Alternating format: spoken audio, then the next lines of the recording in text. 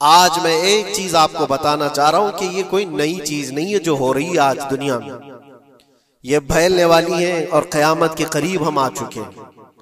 हो सकता है दुनिया पूरी जंगों के लपेट में हो, जो रसूल पाक सल्लल्लाहु अलैहि वसल्लम ने इरशाद फरमाया, कत्ल इतना बढ़ जाएगा कि 100 लोग हों तो 99 मर जाएंगे, एक बच जाएगा। कत्ल इतना बढ़ जाएगा, ये जंग की आग हो सकता है आसपास सब फैल जाए, जिसकी वजह से इस वबा में, इस बला में सब मुलविस होने लग जाएंगे। और एक बात ये भी याद रखो, चाहे जैसी भी हुकूमत हो, तारीख पूरी उठा करके देखना, जुल्म के बाद जो गुरूर और तकब्बुर में आकर फिरौन बनने की कोशिश करता है, उसका अंजाम अल्लाह ताला बहुत भयानक फरमाता है।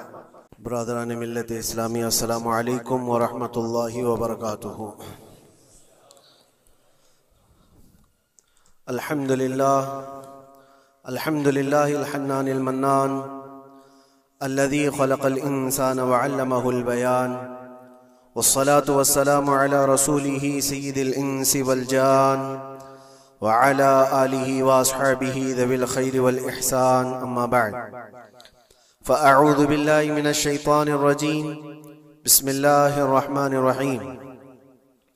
वज़ुरिबत अलैहिमुज़्ज़िल्लतु वल मस्कनतु व बाऊ बिग़ज़बिन मिनल्लाह, ज़ालिका बिअन्नहुम कानू यकफुरून बिआयातिल्लाहि व यक़्तुलूनन नबिय्यीन बिग़ैरि हक़्क़, ज़ालिका बिमा असौ व कानू यअतदून।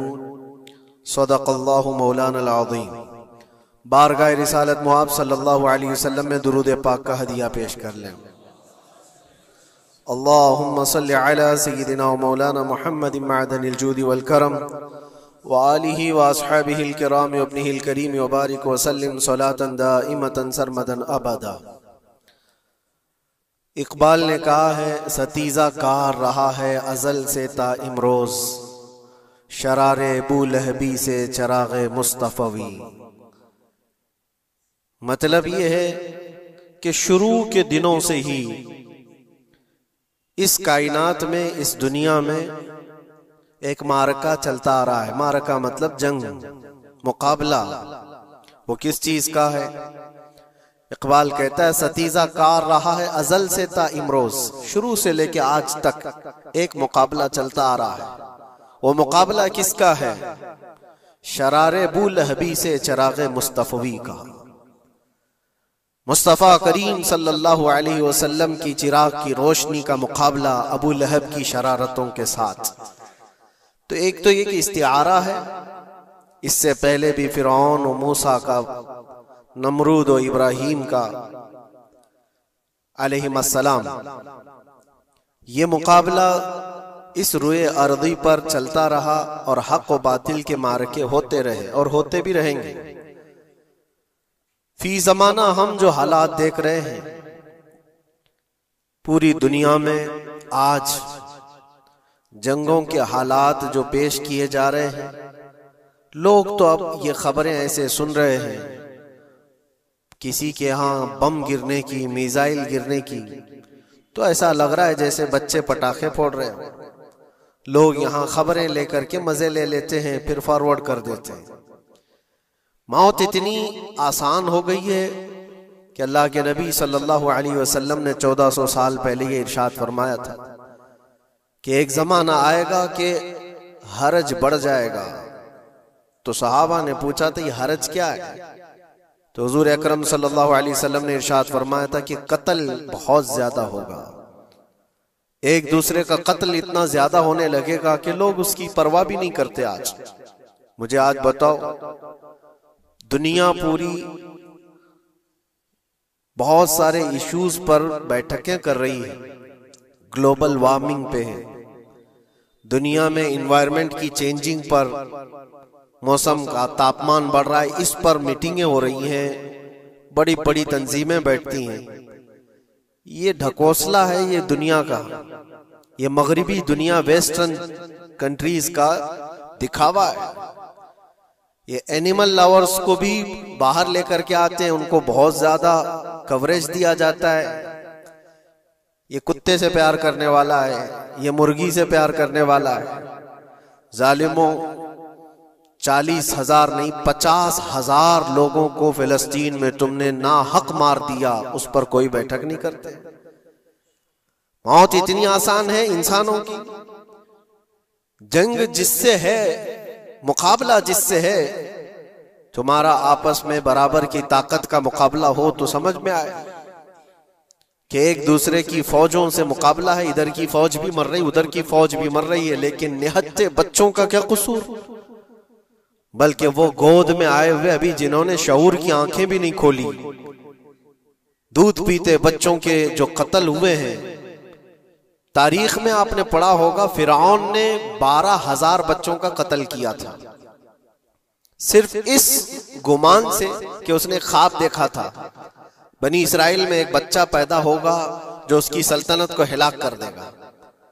ख्वाब की वजह से काहिनों ने उसको बताया था, उसने ख्वाब ये देखा था कि आसमान से एक तारा टूटकर उसकी गोद में गिरा और आग लग गई। तो नजूमियों ने उसकी ताबीर ये बताई थी कि बनी इसराइल में एक बच्चा पैदा होगा जो तेरी सल्तनत को हिलाक कर देगा। उस डर से बनी इसराइल में जो भी बच्चा पैदा होता उसको कत्ल करता था।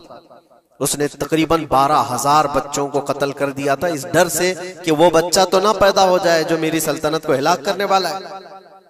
और वो मूसा अलैहिस्सलाम थे, पैदा भी हुए और फिरौन के घर में ही पले। अल्लाह का निजाम है। लेकिन मैं यहां इसलिए बता रहा हूं, फिरौन जुल्म में पूरी दुनिया में मशहूर है। वो औरतों को भी जालिम इस तरह से मारा है कि जिसकी तारीख में मिसाल नहीं मिलती। लेकिन मैंने अपनी जिंदगी में देखा, आज के जमाने में इजराइल नाम से एक नाजायज हुकूमत पर काबिज शख्स ने 12,000 नहीं 50,000 लोगों को साल भर में कत्ल कर दिया। ये तारीख का भयानक चेहरा है। आज लोग इसको हल्के में ले रहे होंगे, न्यूज वाले एक तरफा रिपोर्ट करते हैं क्योंकि इनको इनके बाप दादाओं से डर है, जहां की खाते हैं वहां की गाते हैं। लेकिन बाद को ये सच्चाइयां जनरेशन में मुंतकिल होती रहेंगी। कभी तो आएगा कोई इंसाफ की नजर रखने वाला। और इंसानियत का कत्ल कितना बड़ा कत्ल है। एक शहर के 50,000 लोगों को कत्ल कर देना, और ऐसे कि वहां की इमारतें पूरे राख के मलबे में चली गई। सदियां लग जाती एक शहर को बसने में, एक घर को बनाने में आदमी की अपनी जिंदगी गुजर जाती है। क्या क्या अरमानों से घर बनाते हैं, लेकिन एक पल में किसी का घर उजाड़ दिया, उसके सामने तड़पते हुए उसके बाप की लाश हो, मां की लाश हो। वो तस्वीरें क्या आपने नहीं देखी कि एक बाप छोटी सी बेटी को लेकर के दौड़ रहा है तो उसका बेटा अलग पैर और हाथ जले हुए बम से तड़प रहा है। वो किसके दर्द को देखे।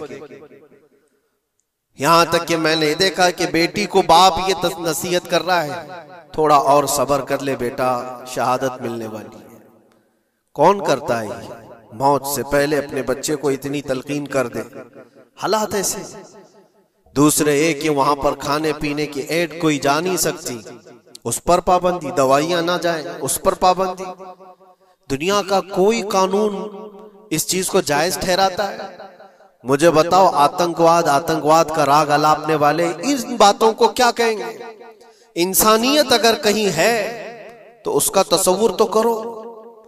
किसी के फंडामेंटल राइट्स होते हैं, बेसिक राइट्स होते हैं, खाना पीना, ये उसका इंसानी हक है। दुश्मनी तुमसे जिनकी है उनके साथ मुकाबला करो, आम शहरियों के साथ नहीं। मुखबिर सादिक रसूल अकरम सल्लल्लाहु तआला अलैहि वसल्लम की तालीमात देखो। जिहाद को लेकर जो प्रोपेगेंडा तुम फैलाते हो और हर चीज को जिहाद का लफ्ज दे करके एक ऐसा नैरेटिव क्रिएट करते हो कि लोगों के दिमाग में एक प्रोपेगेंडा फैल जाए। आओ मैं तुम्हें सुनाता हूँ, रसूल पाक सल्लल्लाहु तआला अलैहि वसल्लम जब सहाबा जिहाद में जाते तो उनको किन बातों की तलकीन करते थे। सबसे पहले मुजाहिदीन सहाबा से कहते, जिस जगह तुम जा रहे हो मुकाबला तुम्हारा जिनके साथ है उन्हीं से मुकाबला करना। जो तुम्हारे खिलाफ तलवार उठाए उसके खिलाफ तुम तलवार उठाओ। और रास्तों पर बैठे हुए बूढ़ों को हाथ ना लगाना, किसी औरत के साथ छेड़छाड़ ना हो। हामला औरतें अगर कैद में आ जाएं तो उन्हें छोड़ देना। ये हुजूर पाक सल्लल्लाहु अलैहि वसल्लम की तालीमात है। हत्ता के रसूल करीम सल्लल्लाहु अलैहि वसल्लम ने फरमाया, जिस शहर में तुम्हारा गलबा हो जाए, तुम गालिब आ गए वहां की फौज पर, तो वहां के रहने वालों के बच्चों को ना जुल्म करना, उनको ना पकड़ना। फिर तालीमात में ये है, वो चाहे जिस मजहब के भी लोग हैं, उनके माबदों को, उनकी इबादत गाहों को खत्म नहीं करना, उनकी इबादत गाहों को तोड़ फोड़ ना करना जिस शहर में तुम जा रहे हो।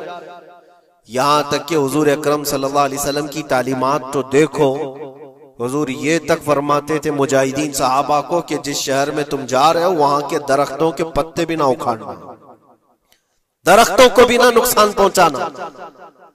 जंगी तालीमात को आज कोई नजर में नहीं रखता है। दुनिया कहती है कि जंग के दौरान भी कुछ उसूल होते हैं, लेकिन कोई उसूल नहीं। हमने देखा है जिसकी ताकत है उसका बोलबाला है। ये दुनिया उनके खिलाफ कभी कोई बात नहीं करती। आज से तकरीबन 20 साल पहले भी इराक की क्या हालत थी आपने देखा होगा। एक झूठे प्रोपेगेंडे की वजह से पूरे इराक को तबाह किया गया। आज तक वो